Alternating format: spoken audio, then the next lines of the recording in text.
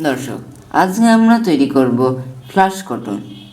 আমরা কোনো রকম কেমিক্যাল বাদেই আমরা ফ্লাশ কটন তৈরি করব। এজন্য আমরা একটি নর্মাল তুলো নিয়ে নিয়েছি। ফ্লাশ কটন তৈরিতে যে নাইট্রিক অ্যাসিড ব্যবহার করা হয়, এই নাইট্রিক অ্যাসিড এই তুলোর ভিতরে অক্সিজেনের পরিমাণ বাড়িয়ে দেয়, যার ফলে এটি দ্রুত জ্বলে যায়। আমরা এর পরিবর্তে এই তুলোগুলো ফাঁকা ফাঁকাভাবে আমরা ছাড়িয়ে নেব, হালকা করে ছাড়িয়ে নেব। এইভাবে ভিডিওটি দেখানো অনুযায়ী আপনারা ছাড়িয়ে নেবেন।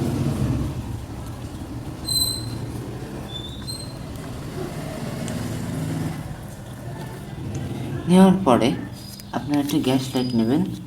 এই তুলোটি এখন ফ্লাশ কটনের মতো জ্বলবে।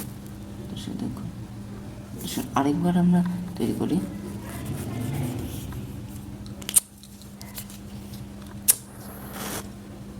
দেখুন, ফ্লাশ কটনের মতন জ্বলে গেল। নর্মাল কটন যদি আমরা জ্বালাই তবে এইভাবে জ্বলবে। ফ্লাশ কটন, এটি ফ্লাশ কটনের মতন জ্বলার কারণ হচ্ছে এটি যখন আমরা এমন করে ছাড়িয়ে নিই তখন এর ভিতরে অক্সিজেনের পরিমাণ বেড়ে যায়, যার ফলে এটি ফ্লাশ কটনের মতন জ্বলে ওঠে। ভিডিওটি ভালো লাগলে লাইক, কমেন্ট এবং সাবস্ক্রাইব করবেন।